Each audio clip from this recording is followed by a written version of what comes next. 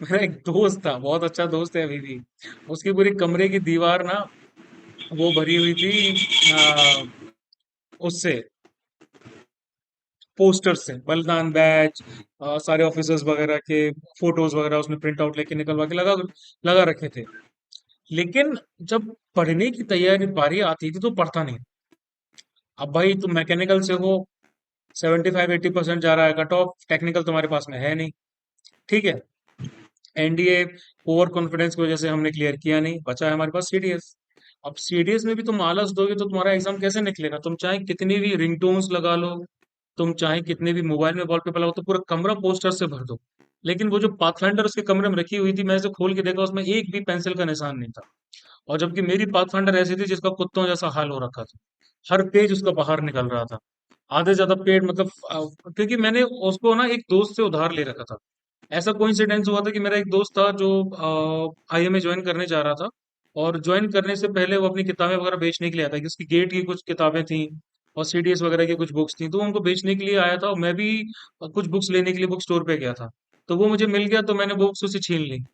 मैंने कहा भाई सीडीएस पाथफाइंडर तो मुझे देते। और फिर हुआ ऐसा कि भाई उसका तो रिकमेंडेशन हो चुका था, मेरा नहीं हुआ, तो फिर मैंने बाद में उससे कहा कि भाई उस बुक से पढ़ने वाले के हिस्से में एक ही रिकमेंडेशन लिखा था। ठीक है, वो हो गया।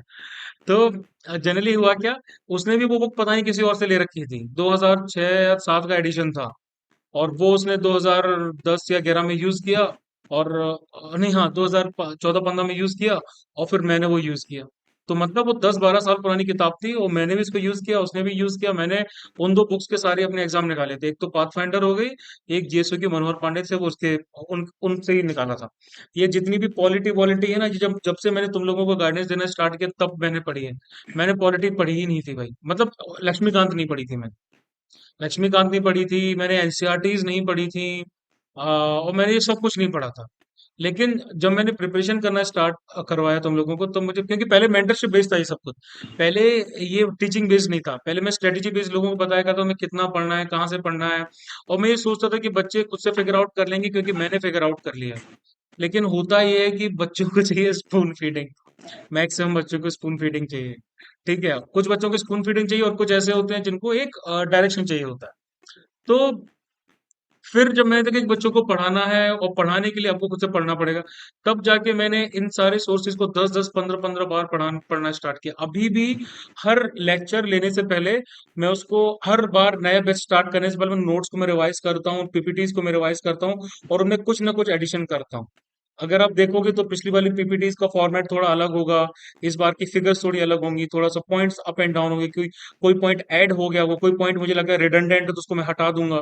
तो ये कांस्टेंट प्रोसेस चलता रहता है। हर बार मैं क्या करूंगा, हर बार मैं माजिद हुसैन को पढ़ूंगा, हर बार मैं बहुत सारी स्लाइड्स वगैरह उनको देखूंगा, हर बार जो मेरे नोट्स में उनको देखूंगा कि भाई इसमें से कुछ रह तो नहीं गया जो मुझे इंक्लूड करना है। और हर बार का ये प्रोसेस चलता है। ठीक है, अभी जो नया बैच स्टार्ट होगा 15 जून से, उसके लिए भी सेम प्रोसेस रहेगा। तो मेरी इन्फॉर्मेशन एकदम अप टू डेट होती जा रही है, कि मेरे सामने इन्फॉर्मेशन आ रही है, मुझे समझ में आ रहा है कि हाँ भाई ऐसा है वैसा है। तो आप लोगों को भी क्या करना है, आप लोगों को बराबर बराबर बराबर बराबर पढ़ते जाना है, विजुअल क्यूज बनाने हैं, अपने दिमाग में वो चीज बैठा लेनी है। जितनी बार आप रिवीजन लगाओगे, जितनी बार आप पढ़ोगे, आपके दिमाग में बैठ जाएगी। And believe me, it is never enough, कभी भी ये कम नहीं होता। ठीक है, एक मिनट, कभी भी कम नहीं होता, पढ़ाई आपकी कभी भी कम नहीं होती। जितनी ज्यादा करो उतनी ही कम है, जब तक एग्जाम ना निकल जाए। एग्जाम निकल जाए, उसके बाद भी पढ़ाई आपकी सर्विस लाइफ में, बाकी सब भी वो अलग चीज है। लेकिन भाई अभी अगर आपने एक स्टेप लिया है एग्जाम निकालने के लिए, तो भाई make sure to follow it till the end. That's it.